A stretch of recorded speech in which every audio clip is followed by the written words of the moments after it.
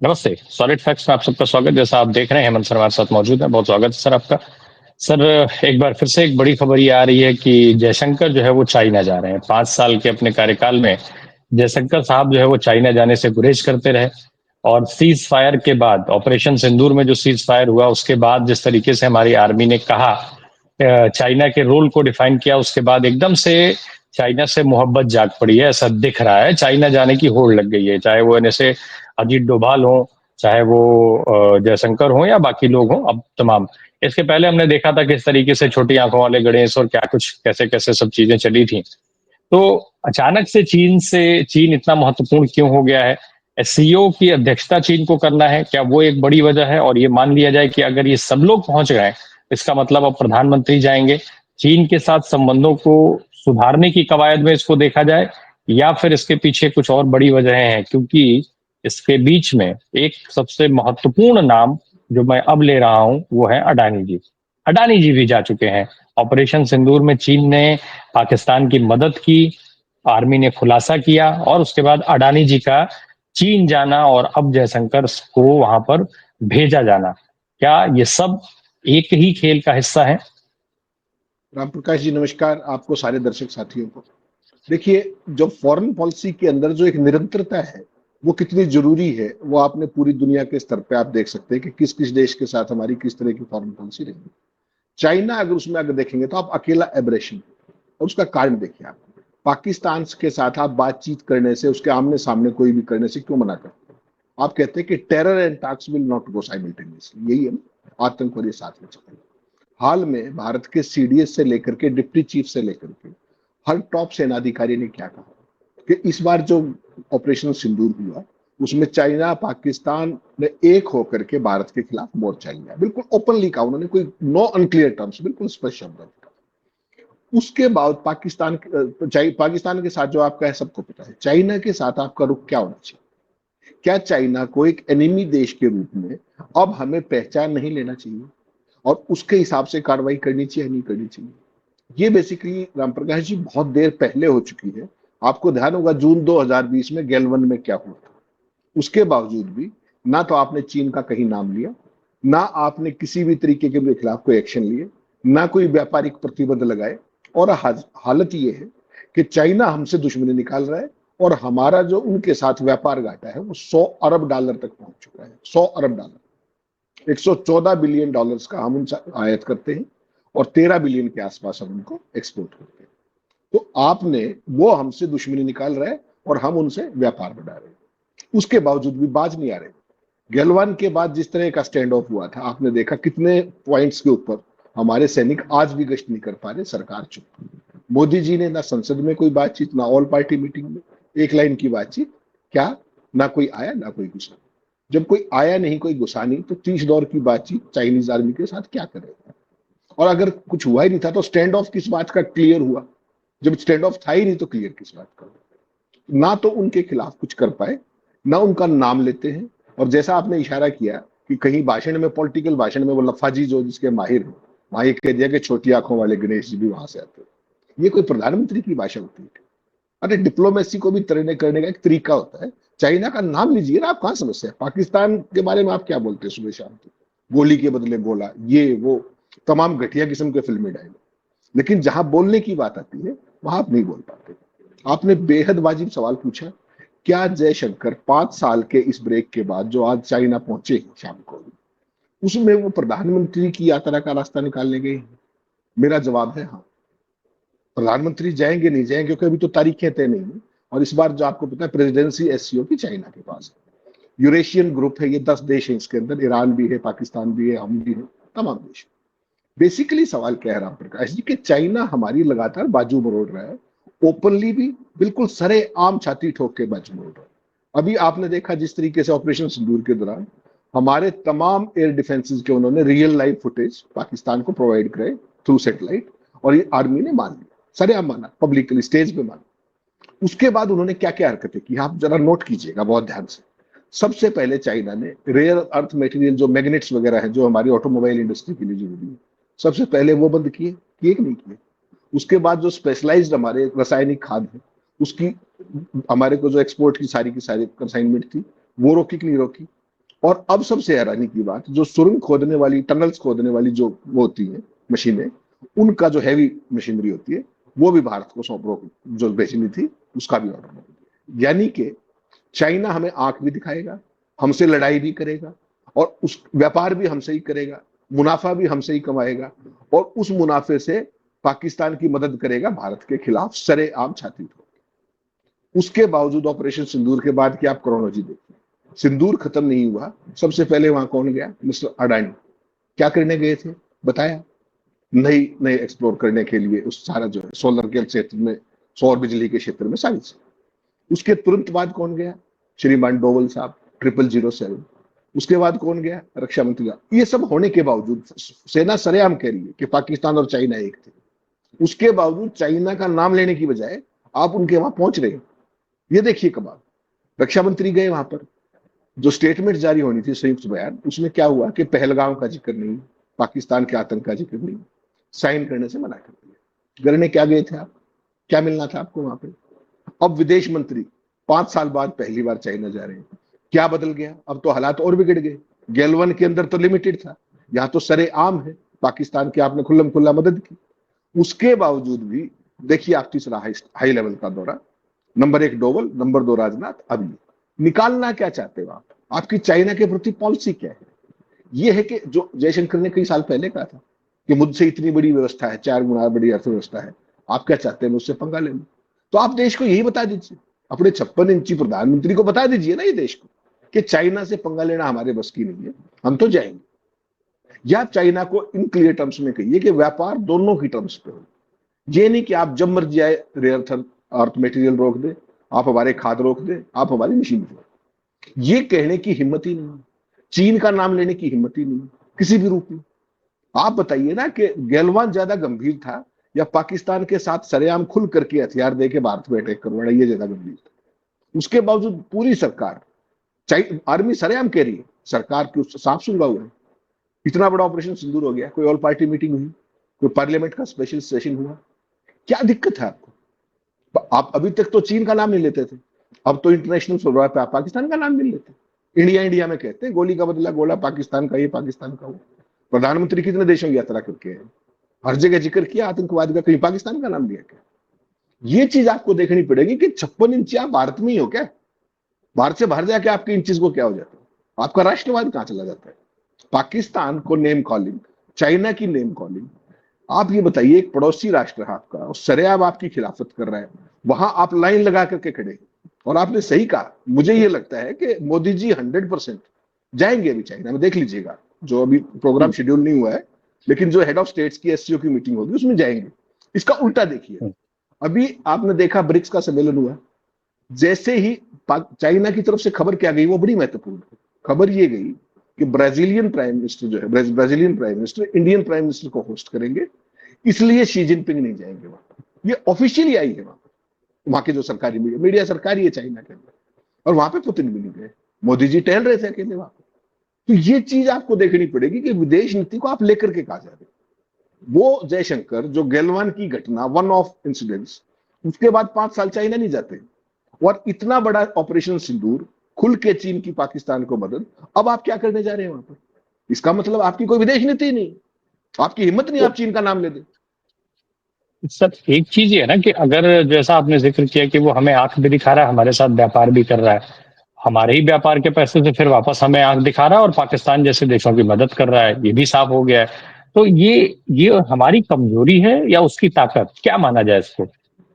नहीं राम प्रकाश जी, आपकी कमजोरी का सवाल नहीं है, आपकी नीति का सवाल है। अगर चाइना को ये लगे किसी स्टेज पे कि देखिए चाइना बेसिकली एक मैन्युफैक्चरिंग इकोनॉमी, उसको जिस दिन आप इफेक्टिव झटका दे पाए, उस दिन तो खेल ही हो जाएगा ना।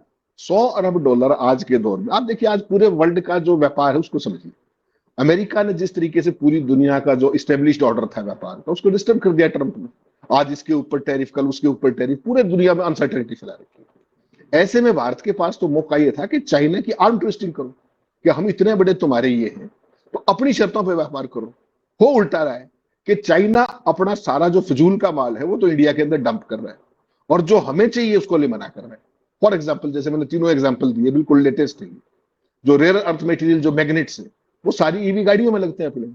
जो स्पेशलाइज्ड मिनरल्स हैं, जो रसायन है, जो अपने खाद है, वो बंद कर दिए। ये मशीनें बंद कर दी। क्यों? उनको पता है ये तुम्हारा कुछ कर ही नहीं सकते।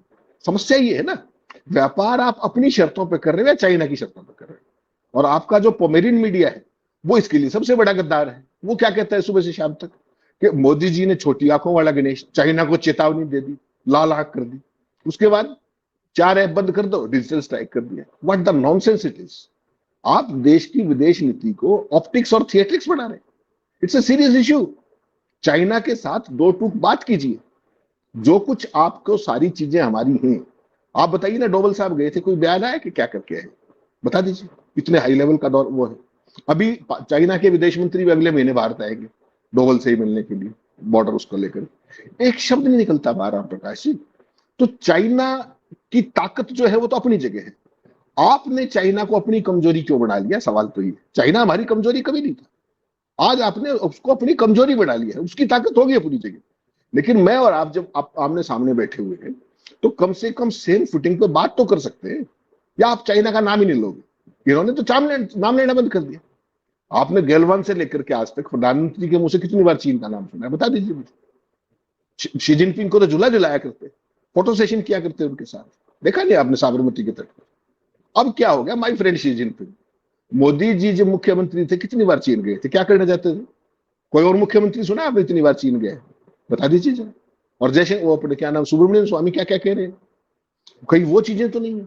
बेसिकली देश की जो विदेश नीति है राम प्रकाश जी, वो देश के हितों पर अपने इंटरेस्ट पे चलती है, ना कि किसी के डर या भय से।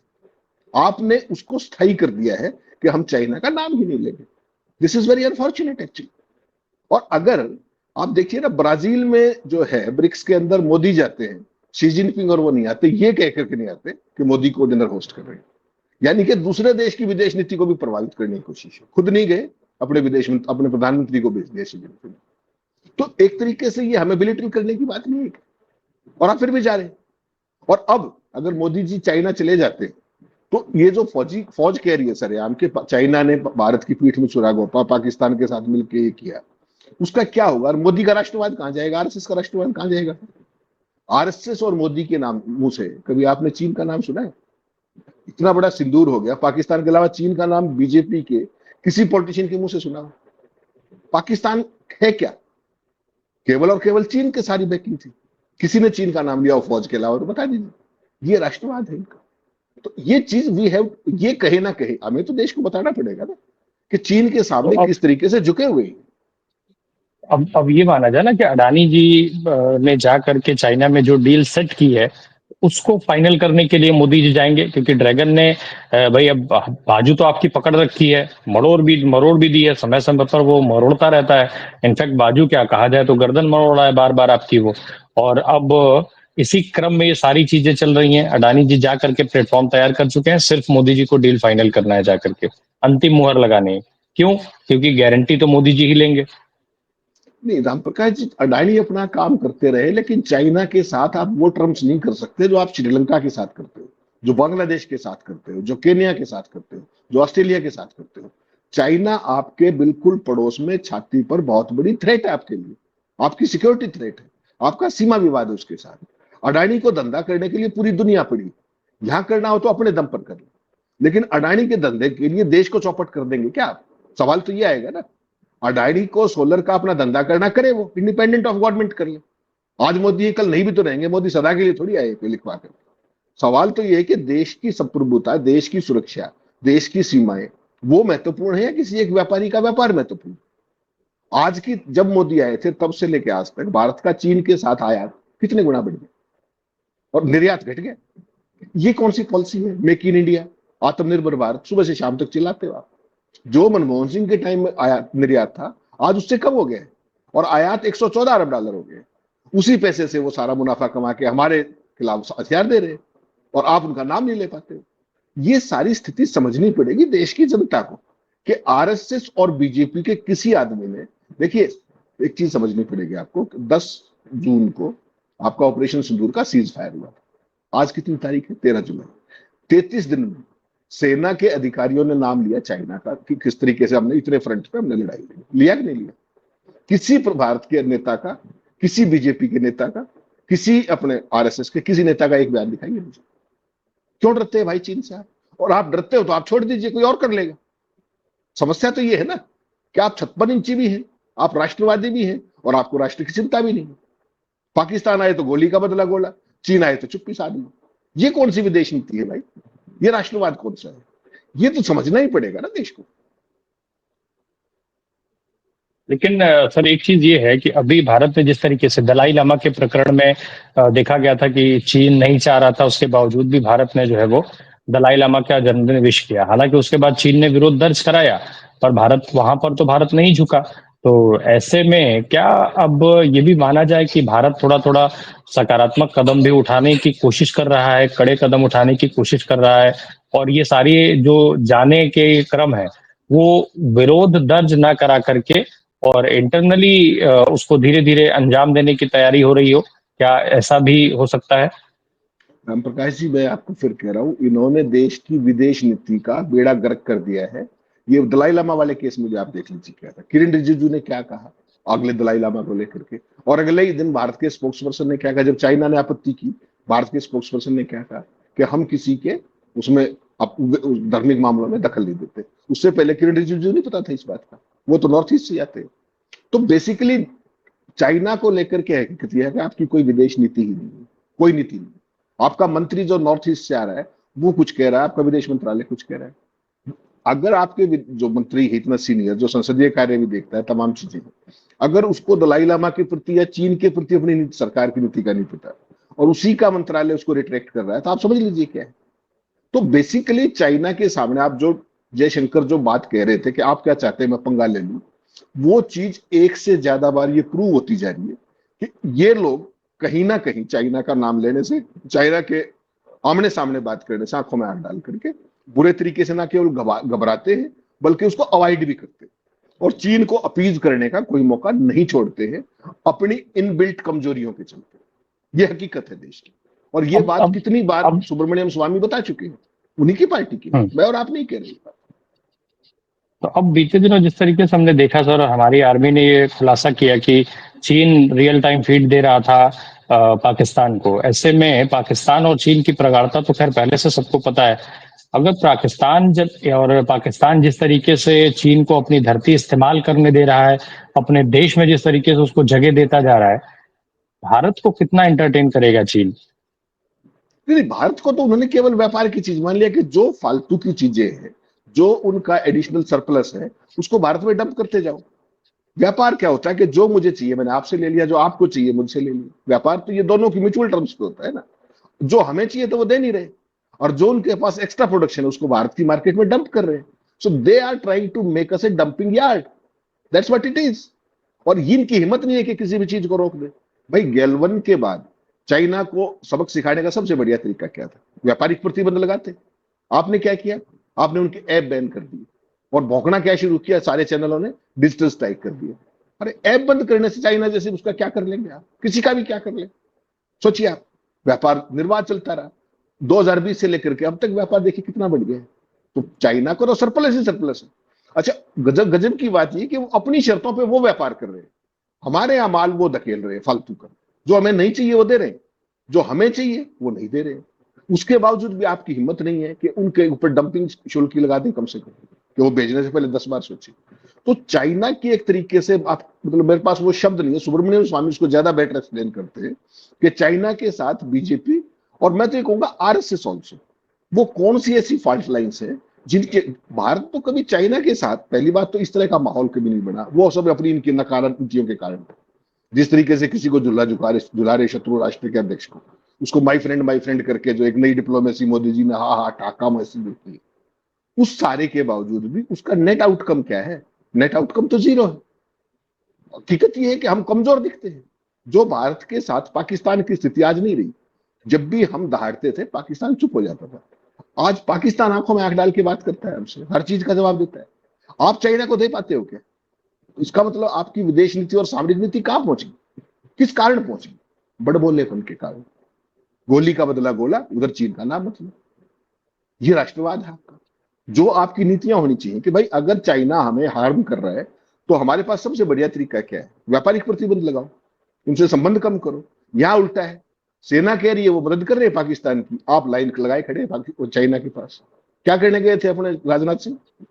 क्या कहने गए थे? रक्षा मंत्री है भाई देश के, एनएसए अजीत डोवल। क्या बातचीत करके आए? What is the net outcome? और अब ये क्या करके आएंगे? ये तो सरेआम कह चुके हैं कि जब वो मुझसे ताकतवर, कम 4 गुना ताकतवर अर्थव्यवस्था में उनसे पंगा लो। ये ऐसे विदेश नीति चलती है क्या? अगर ये बयान जो जयशंकर ने दिया था देश के किसी भी नेता ने दिया होता तो आपको क्या लगता है वो 1 घंटा अपने पद पे रह जाता क्या? लेकिन मोदी सरकार है, मोदी मीडिया है, कोई कुछ नहीं बोलता। This is unfortunate. बिल्कुल, अब चीन में जिस तरीके के हालात हैं और चीन से जिस तरीके से इस समय हम दबे हुए हैं, देखना होगा अगर मोदी जी जाते हैं तो फिर एक बार अडानी जी और मोदी जी के संबंधों को लेकर के सवाल उठेगा और उठना चाहिए। अडानी जी आखिर इस डील में कहाँ से आ जाते हैं? हर डील में, और ये भी ये संयोग बार-बार नहीं हो सकता है कि अडानी जी के जाने के 1 आध 2 महीने बाद मोदी जी का दौरा लगे या मोदी जी के जाने के 1 आध 2 महीने के बाद जो है वो अडानी जी का दौरा लगे। तो ये महज संयोग नहीं हो सकता है। बहुत-बहुत धन्यवाद हेमंत सर हमसे बात करने के लिए। Thank you so much.